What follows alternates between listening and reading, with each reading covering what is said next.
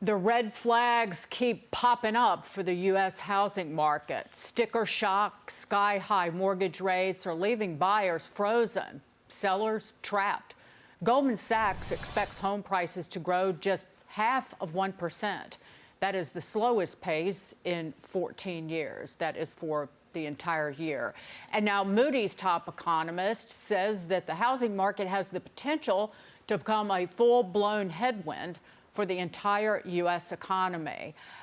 Jade, that makes sense because if the housing market gets completely locked up and there's no buying or selling, that does have a follow-on effect for the economy. Because when you buy a home, whether it's a new one or even an existing home, a used home, you do spend a lot of money to fix it up or even furnish it. That's right. You know, I think right now there's just a lot of fear surrounding the housing market in general, and it depends on what part of the country you're in. You know, if you go to South Florida, yeah, houses are sitting on the market for a very long time. You go up to Nashville, you know, buyers still have a little bit of an edge there. So it just depends on where you go. But I like to just encourage people that there's still hope. You and I were talking about this on the break. There's still hope. You know, the average house is sitting on the market for, what, 52 days. So if you're looking to sell, you will get out. You've just got to be patient. And if you're looking to buy, you've got to be patient as well. So really just aligning our expectations. I kind of feel like a lot of us are just really stuck in the past as far as interest rates and what we should be paying. And I think the quicker that we can just accept where we are and kind of realize that what took place throughout the pandemic, those really low rates and real estate being hot, that was abnormal. But if you really look back from the 70s even until now, we have seen, the average rates 6 to 8%. Like that's kind of been the sweet spot. And so the fact that you can get a 15-year for what, just under 6%, you can get a 30-year for 6.8. You know, that's not all that abnormal when you look at the grand scheme of the timeline of how the real estate market has looked over time. And so really just aligning your expectations and saying, if you're going to get in, get in. And if you're looking at your expectations saying, I don't know if I'll ever buy, don't stop trying because the time is going to pass anyway. So if you just start saving, eventually you will get to 20% of that down payment that you need. You said interest rates need to come down. Did you say that in the A block? I say housing prices need to come down. I'd love that. We need to stop focusing on interest rates because the people who are selling, they are locked into some fantasy that, oh, I need to make this much on the sale of my home. My home is worth X. Your home is worth X at a 5% mortgage, bucko. Right. There's no guarantee that you've made 40% in the last 3 years. Well, you need to lower those prices. Amen. But can I say that's why I sort of disagree with the economist who's warning about this being a drag, because what you are seeing in the market is prices coming down in a lot of markets, actually. And you're seeing more inventory out in the market, and you're seeing lower expectations about price increases. So all of that is good because it does actually prevent the market from seizing up. Now, you might not get the sales price that you wanted, but I think a lot of those expectations are inflated. But you're giving younger buyers the chance to get into a home. I think that's been the drag on the economy. I think that feeling like I can't live the American dream, and so I'm going to go like spend my money in other ways to make up for the fact that I can't buy a house. I think that's a drag on the economy. And the fact that the market is starting to work like it ought to work is a good sign for houses. And I would say it will get better. Rates don't have to come back down to 3%. If they come back down into the 5.5 range or even low 6s, I think that's going to spark a lot of activity. Can I push back, though, on why we assume it's the American dream? And feel free to disagree with me. I've been a renter, a homeowner, and now a renter again. And I was told by my parents, homeownership is the American dream.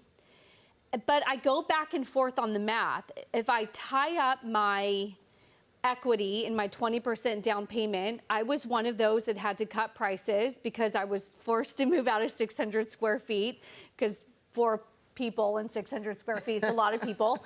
But I'm like, you know what? Had I just invested that 20% down payment in the market, I would be wealthier now You know, and so why are we so caught up that that has to be the American dream? Why can't I be a renter and use that down payment as investment in the S&P 500 as savings? And so that's where I come down on both sides of it, and I've been on both sides of the story, but I'm not sure that like has to be everyone's dream. Well, you make a good point, and I think that there can be some pros and cons to that. I mean, my first thought is, yeah, if you're taking that money that you're saving, if you're actually saving money on rent, because rent prices are very, very That's high. fair. Yeah. And so in most areas, they're looking to buy so that they can lower that line item on their budget.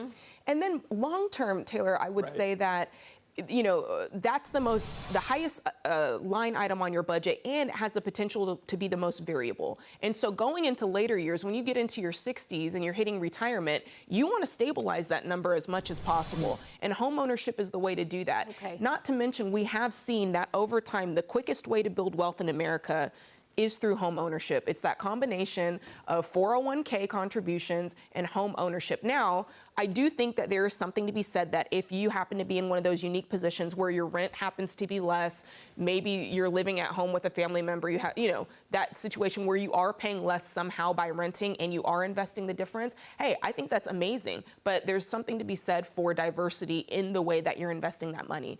And nobody can argue that real estate is a great investment. And I would just add to that, I think it's an individual decision. It depends on your personal circumstances, Absolutely. where you are in life. Like, I hear you on investing, the down payment in the market, and you probably will make more money than I will doing that. But I bought my home after having cancer and a broken engagement, and I just needed the security of having a home and feeling like, it was mine, and some landlord wasn't going to jack up my rent in a city where rents were going sky high, and just that I wasn't going to have to move again.